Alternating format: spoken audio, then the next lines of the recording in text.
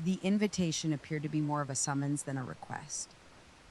It was printed on thick, cream colored cardstock, which is about $5 per piece. The names of my brother Tyler and his wife Amelia were embossed in undulating gold script. 5 years of love, it declared. Sharon, my father's wife, was far more tolerable to me than 5 years of tolerating Sharon. My stepmother, the woman who had meticulously removed my mother from the home where I grew up, beginning with the family photos and concluding with the rose garden that my mother had meticulously tended for a decade. I gazed at my closet for an hour, feeling a sense of apprehension flood over me. This was not your typical celebration. The event was being hosted at my childhood home, which was now referred to as Dad and Sharon's estate. The entire location was haunted by ghosts. When I was 7 years old, I attempted to roller skate indoors, which resulted in the faint scratch on the hardwood floor in the vestibule. In the dining room, the chandelier was slightly askew as a consequence of an unfortunate indoor baseball game with Tyler. Now, Sharon's antiseptic, beige, and gold aesthetic had concealed those memories beneath layers. Sharon and I engaged in a meticulously orchestrated routine of avoidance and thinly disguised contempt. She perceived me as the final, resolute fragment of my father's early existence, a fraying thread in the flawless tapestry she had created for herself. I perceived her as a predator who had intervened at the critical moment when my father was most vulnerable, 1 year following my mother's abrupt death from an illness. She was all feigned sympathy and flawlessly cooked casseroles until the ring was on her finger. Then the velvet glove was removed, revealing an iron fist. Additionally, Tyler, my brother, had consumed the Kool-Aid. He perceived Sharon as the individual who rescued his father from his sorrow. He fully subscribed to her narrative, which resulted in any criticism of her being an indictment of him and his father. Our relationship, which was once as robust as a pack of criminals, had deteriorated into a fragile, translucent cord of obligation. We engaged in conversations on holidays and anniversaries, which were primarily polite and entirely devoid of substance. Therefore, the anxiety was genuine. However, declining attend was not an alternative. It would be perceived as a slight, a declaration of war, and would only serve to further empower Sharon in her portrayal of me as the ungrateful, problematic daughter. I ultimately pulled out a straightforward navy blue dress. Elegant, understated, and most significantly forgettable. My objective for the evening was to assume the role of a ghost, glide through the rooms, beam at the appropriate individuals, and exit before the ruse became unbearable. My stomach contorted as I approached the residence. The rose garden was replaced by a meticulously maintained lawn and an extravagantly ostentatious fountain that appeared to have been plucked from a Las Vegas casino. Cars were being transported by valets who were dressed in immaculate uniforms. It was a spectacle, a testament to Sharon's affection for performative affluence. I exhaled deeply and entered the building. The home was alive with the gentle hum of polite conversation and the clinking of champagne flutes. The scent was distinct. It was no longer that of my mother's lemon polish and fresh laundry, but rather of Sharon's overpowering gardenia perfume and whatever expensive wax was currently being used on the floors. Sharon's voice penetrated the din. "Avery, darling, you have arrived." A vision in a shimmering gold dress that likely cost more than my vehicle, she glided toward me. Her dispassionate, calculating eyes were not affected by her smile. She embraced me in a stiff, bony embrace that was more of a capture than a gesture of affection. "We were exceedingly concerned that you would fail to attend." "Sharon," I replied, "I would not miss it for the world." My voice was equally saccharine and artificial. With a flicker of disdain, she retreated, her eyes examining my unadorned dress. The ultimate backhanded compliment, she said, "You appear to be at ease." A flute of champagne was retrieved from a passing waiter's tray, and she thrust it into my hand. She was a bit too forceful, and her insistence was a bit too bright. "You must have a drink. It's the good stuff." I attributed it to her desire to regulate every aspect of her surroundings, including my sobriety. I discovered my father amusing himself by the fireplace, discussing a tale that one of his business associates was recounting. A rare glimpse of the man he used to be. His face lit up with genuine affection when he saw me. He embraced me in a genuine embrace, which was scented with his signature cologne and cigars. "Avery?" "Pumpkin, I am delighted to have you here. Isn't the location stunning? Sharon has done an incredible job." I simply smirked and nodded. "It's something else, Dad." I was unable to lie and claim that it was amazing. It appeared that he was unaware. I was already being drawn into the circle as he turned back to his companions. "You are all familiar with my daughter, Avery." I remained silent for the subsequent 20 minutes, responding to the standard inquiries regarding my profession as a graphic designer by beaming and nodding. It was exceedingly taxing. I sipped a modest amount of champagne. It was crisp and bubbly, but it left a faintly bitter aftertaste that I was unable to identify. I assumed it was a brand that was pretentious and costly, that I was unfamiliar with. Tyler has finally located me. Stress lines were present around his eyes, despite the fact that he appeared quite attractive in his suit. "Hey, Abe, I appreciate your attendance."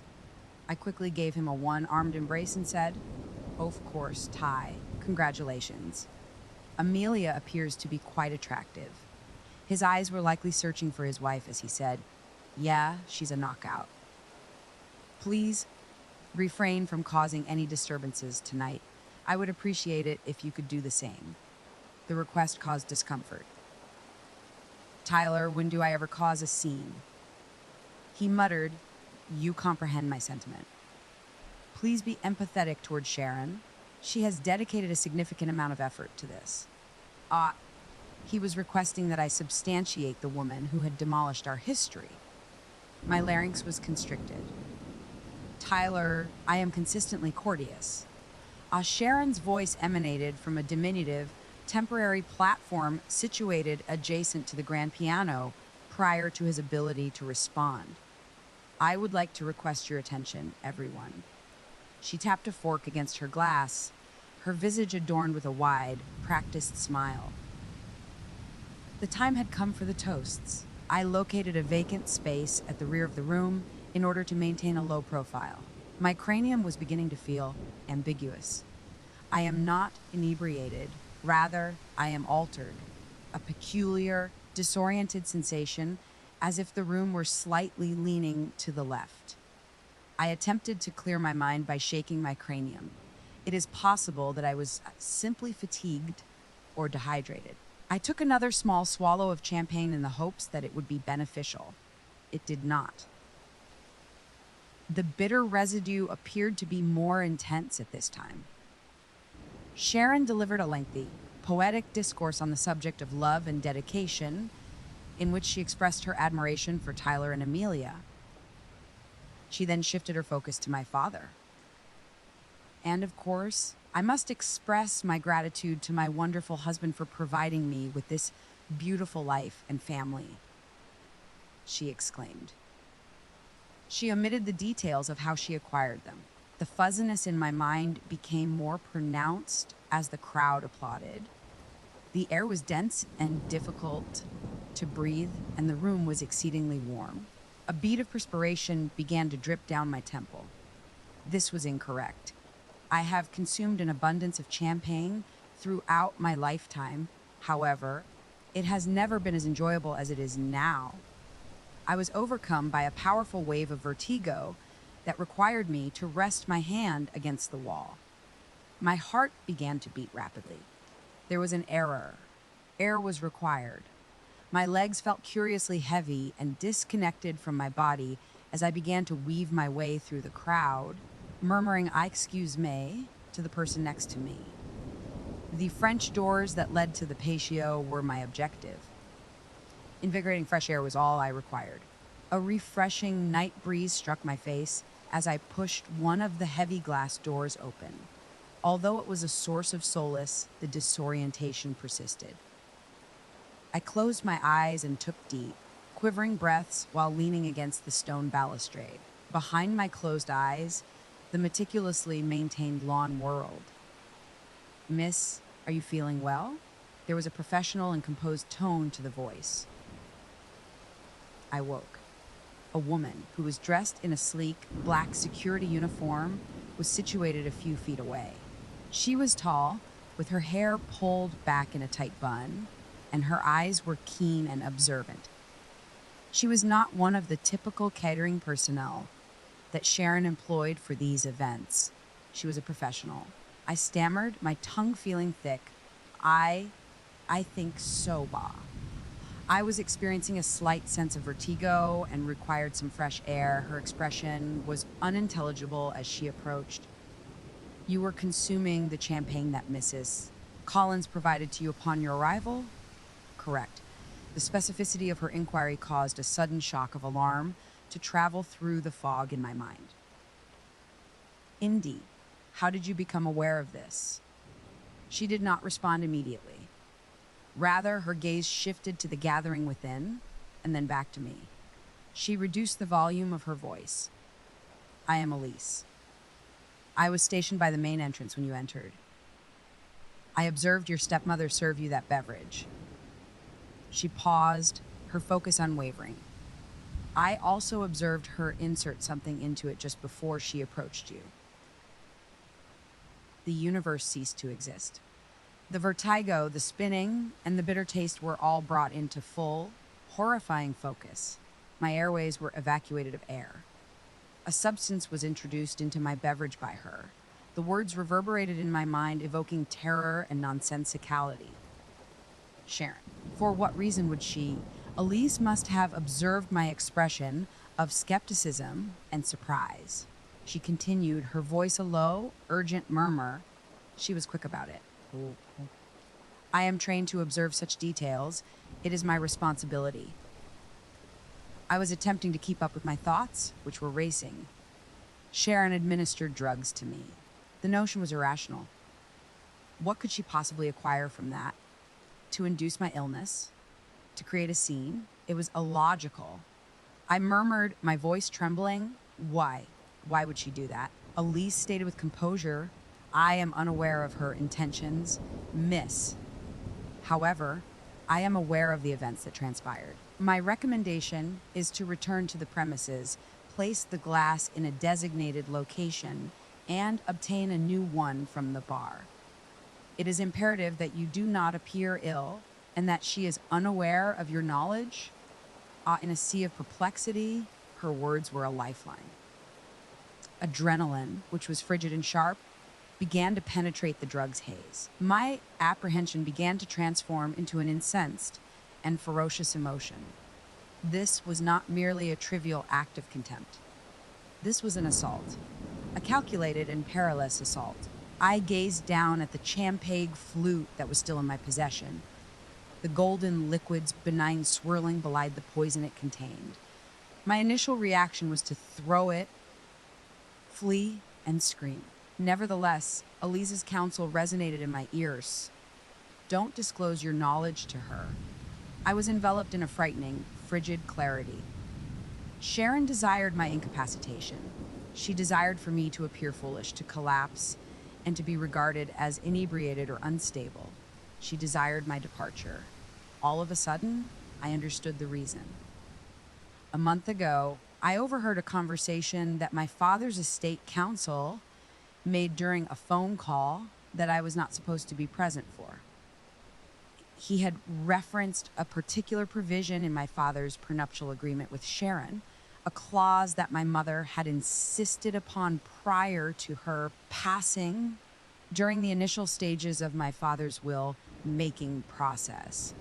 It was stipulated that my mother's entire estate, which was held in a trust that my father managed but could not touch, would not revert to my father in the event that I were declared mentally incompetent or died without heirs.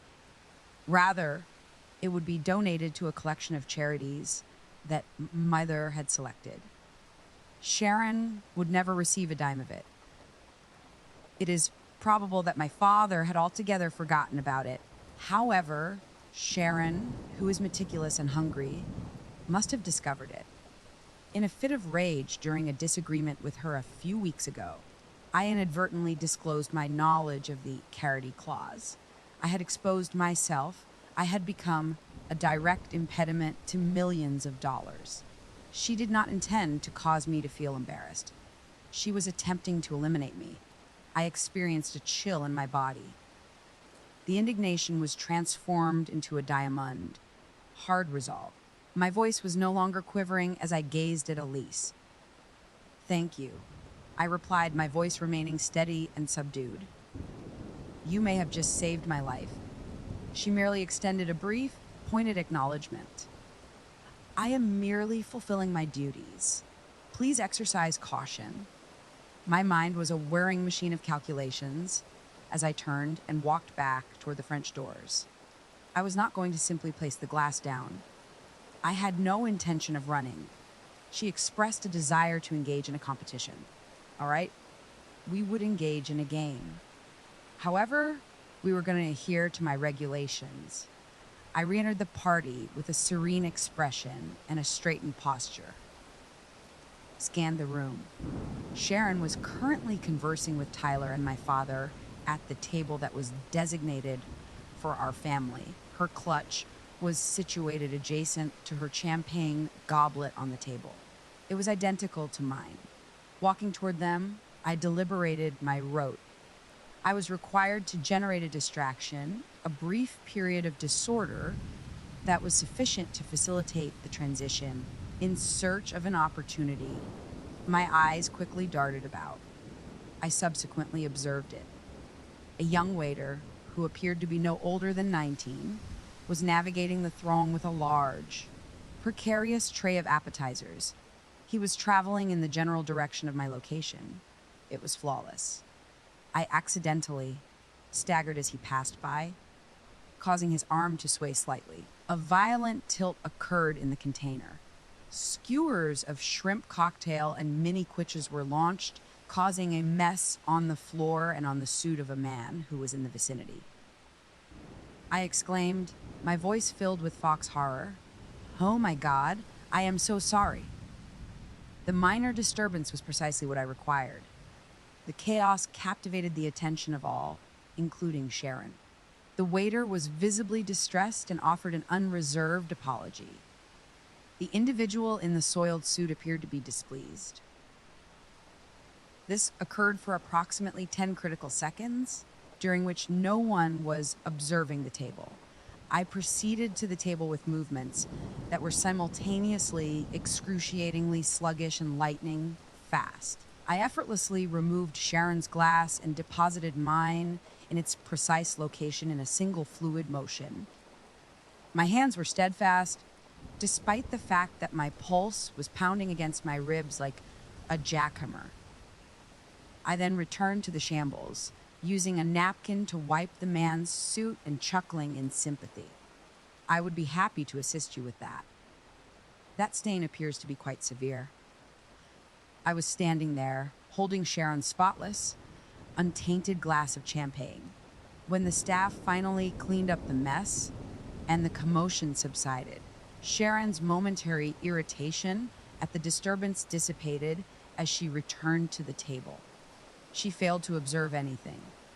She took a delicate drink from her glass, my glass, as she continued her conversation with my father, her eyes crinkling in that fake smile.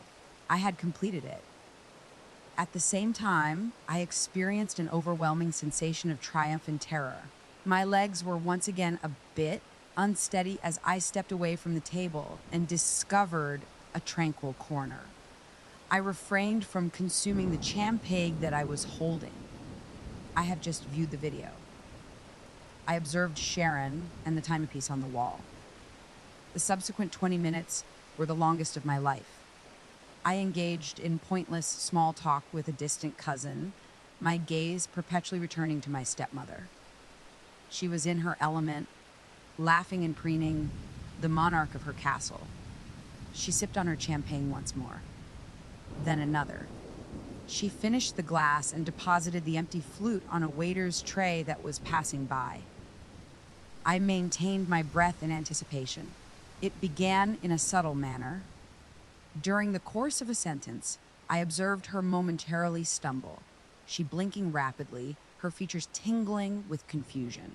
She placed a hand on her head and smiled, as if she had just lost her train of thought. My father, who was unaware, placed his hand on her back and laughed in response to a statement Tyler had made. It was a refutable 5 minutes later. Her hands began to tremor as she conversed with one of her socialite acquaintances. Initially, it was a minor tremor, however, it was intensifying. She attempted to conceal it by clasping her hands behind her back. However, I could see that her knuckles were pallid. Under the costly cosmetics, her complexion had become paler. A strained smile was painted on her face as she excused herself from the conversation. She commenced walking, likely in the direction of the utility room. However, her strides were unsteady. She collided with a table, causing the glassware to rattle. A small number of individuals turned to observe. One of her acquaintances inquired, "Sharon, dear, are you doing well?" Sharon slurred, her tongue appearing to be too large for her mouth. "Perfectly fine," she said. The clumsy, uncoordinated stagger had supplanted the confident glide. Then it transpired. Her legs buckled in the center of the room, directly in front of the grand piano. For the first time, she let out a choked gasp, her eyes wide with a horror that was entirely genuine. The champagne flute she had just retrieved from a tray shattered on the floor as it slid from her trembling fingers. She collapsed, smashing into the polished hardwood with a jarring thud, a heap of gold lamellite and broken glass. The gathering expired. The room's oxygen was expelled by a collective gasp. There was a brief period of startled silence. This was followed by an eruption of pandemonium. Tyler and my father immediately approached her, exclaiming her name. Some individuals were backing away in astonishment, while others were swarming around. There was a loud shriek. My father's visage was a mask of panic as he yelled, "Call 911." Standing in my corner, I observed the event as it unfolded. I experienced an unusual, unsettling tranquility. My pulse was no longer thumping. I was not apprehensive. I just observed the woman who attempted to harm me being carried out of my mother's home on a stretcher, unconscious, with the remnants of her perfect party all around her. My brother located me amid the subsequent confusion. His eyes were wide with a combination of fear and anger, and his visage was pale. "Avery, did you observe what transpired?" My voice was perfectly even as I stated. "I observed her fall. She just collapsed," he exclaimed, running his hand through his hair. "The paramedics are here. Dad is accompanying her to the hospital. This is a nightmare, a complete nightmare." He then fixed his focus on me. "You are exceedingly composed regarding this matter." The accusation was audible in his voice. I was already the villain in his mind. The unfeeling daughter, the origin of all the drama. "Tyler, what do you envision for me?" I inquired, my voice trembling. "Is it hysterical?" "It is shocking, yes. However, disintegrating will not be beneficial, but..." He appeared to be enraged by my composed demeanor. He whispered, his voice low so that others would not hear, I told you.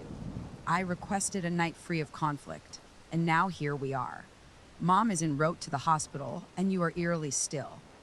It is our anniversary, for goodness sake." He inappropriately addressed her as Mom. Tyler, she is not your mother, I stated, causing him to tremble as the frost in my voice chilled him.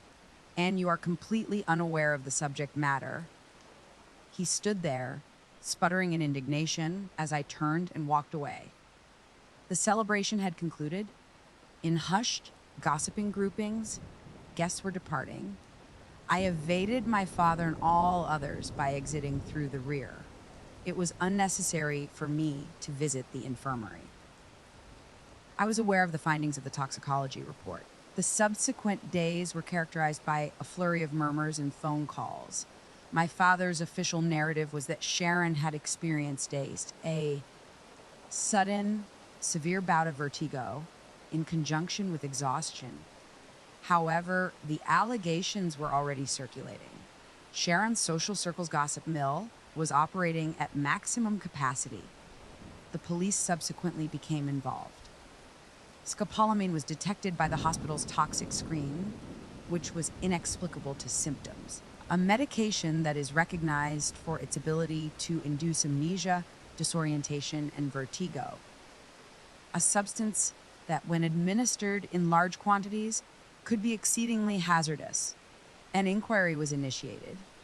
Detective Miller visited my residence 2 days following the party. He was a patient, wary, looking man who had evidently witnessed everything. He sat on my uncomfortable sofa and requested that I recollect the events of the party. I provided him with all the information, with the exception of one critical detail that I am currently withholding. I informed him of my troubled relationship with Sharon. I informed him of the champagne she had insisted I consume. I informed him of my dizziness and my need to go outside for fresh air. He asked, his pen poised over his notepad. And what happened to your drink, Ms. Hayes? This concluded the matter. I exhaled. I exchanged it for hers. Detective Miller's pen abruptly ceased. The eyes of the individual were acute as he gazed upward. Did you swap the glasses? Wes, I replied with composure. I was forewarned that she may have injected an unknown substance into my beverage. Who issued the warning? I hesitated. I was apprehensive about causing Elise any unnecessary difficulty. She advised me to exercise caution after a member of the security staff observed her perform the action. The detective's fatigue was replaced by a fervent concentration as he leaned forward. And you simply exchanged them. Why not dispose of the beverage? I said it because I was aware that no one ever believed me. I said, the words that I had been rehearsing in my mind for 2 days coming out clear and unwavering. She would have depicted me as a liar and unstable individual who was attempting to undermine her party. Consequently, I allowed her actions to speak for themselves and allowed the evidence to be accepted by her own system. Afterward, I provided him with the rationale.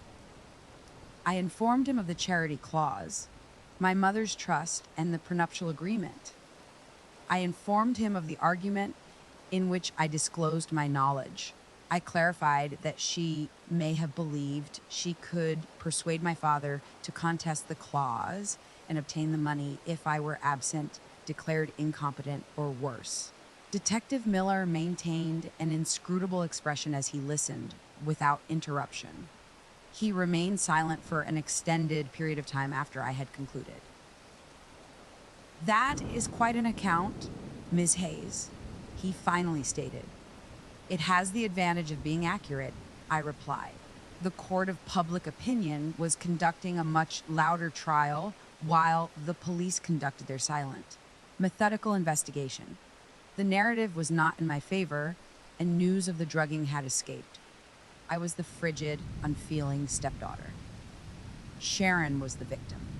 This fire was stoked by my brother, Tyler. He provided a tearful quotation to a local gossip blog, explaining that the family was devastated and they were praying for Sharon's recovery while coping with unfounded, hurtful accusations. He did not mention my name, but he was not required to.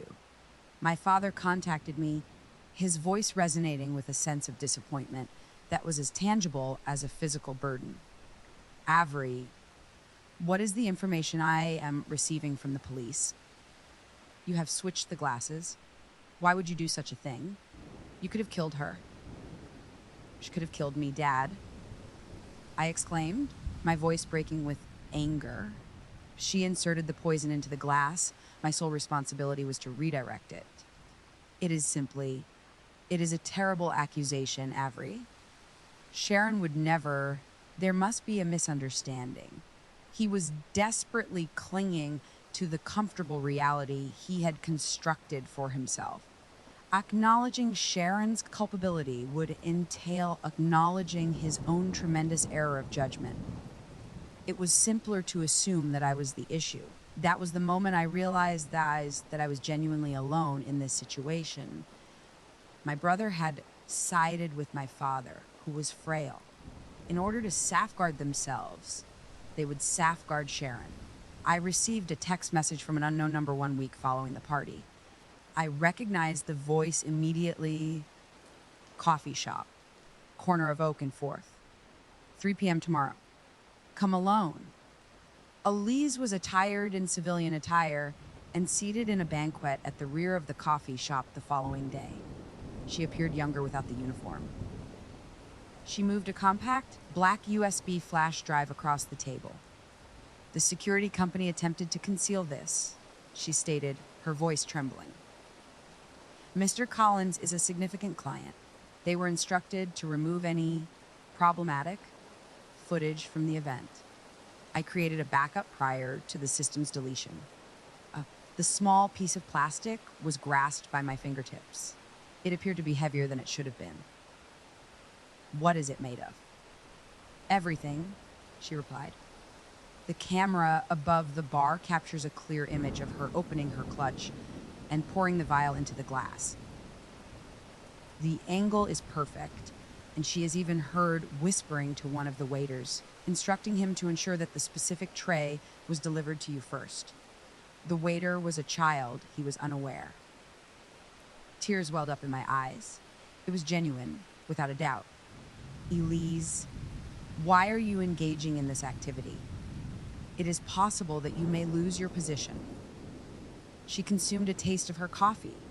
My younger sister was once in a situation where a man drugged her drink at a party. She was not believed by anyone. She was called a slut and accused of asking for it. The case was unsuccessful.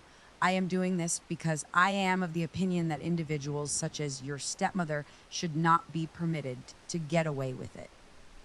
She stood up. Good luck, Avery. She then vanished. As I remained seated for an extended period, the flash drive remained heated in my hand. I was presented with an alternative. I have the option of providing this to the authorities.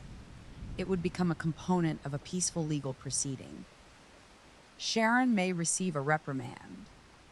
My family would unite, fabricate a narrative, and I would remain the pariah who caused the family to fragment indefinitely. Alternatively, I could pursue an alternative course of action.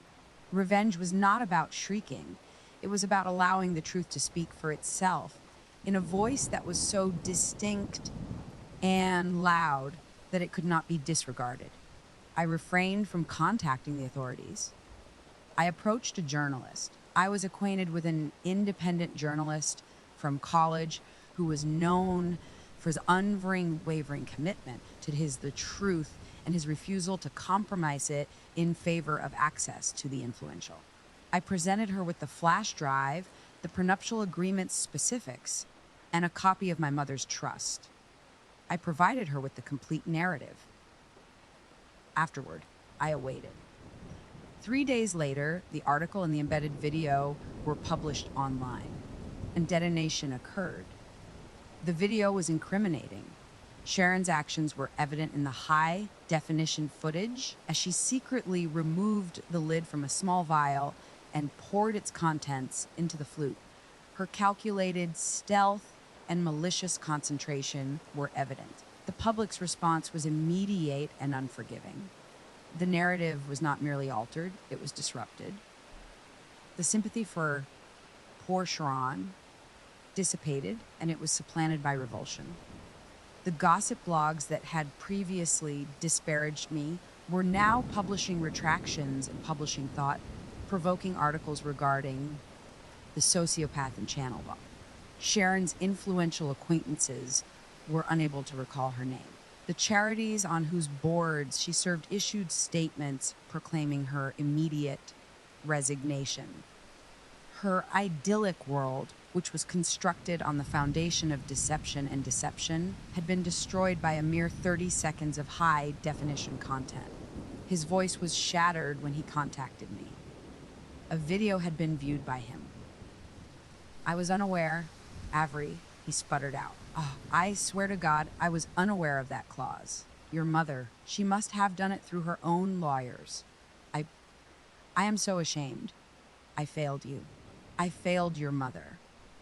For the first time in years, he sounded like my father again. He assured me that he would dissolve the trust in accordance with my mother's will, thereby granting me complete control over my inheritance, which included the property. Sharon checked out of the hospital and departed without uttering a word. My father informed me that her attorney had contacted her. The divorce would be conducted in a discreet and expeditious manner. Tyler was the final loose link. A few days later, he arrived at my apartment, appearing disheveled. His voice was lifeless as he uttered, "You have destroyed us. You had the option to address this matter in a discreet manner. You could have contacted us." "I did, Tyler," I replied, my voice devoid of emotion. "I attempted to converse with you at the party. However, you advised me to refrain from inciting conflict. You decided to support her before you were even aware of the options." He possessed the dignity to appear embarrassed. I was frightened, Ave. I observed how much happier Dad was, and I was hesitant to disrupt the status quo. The query lingered between us. And what about me? Was I worth less than the boat? Then he dealt the final, fatal strike to the remnants of our relationship. He acknowledged, his gaze fixed on the floor. "I was aware that she harbored animosity toward you. I was under the impression that she might attempt to discredit you in some way. However, I did not anticipate that it would be as drastic as it was." He was aware. He harbored suspicions that she was a threat to me, but he refrained from expressing them. Knowing that peace was achieved at my expense, he requested that I be amiable toward her in order to preserve the peace. He was not merely feeble, he was a coward. I commanded Tyler to exit, my voice bereft of any emotion. "Remove yourself from my residence and from my life." He departed without exchanging another word. The final sound of my childhood was the door closing. Ultimately, I was able to reclaim the residence. A silent, shame-faced apology, my father signed all the documents. Initially, I contacted a landscaper and provided them with the necessary instructions to remove the ostentatious fountain and replant my mother's rose garden. I did not share any information about it on social media. I never conducted a follow-up interview. I allowed the truth, in all its unappealing clarity, to be the final word. I did not seek retribution through the public takedown or the screaming match. The act of reclaiming my mother's residence was a quiet one. The tempest was succeeded by a period of silence. It was persevering. In the end, that was more than sufficient.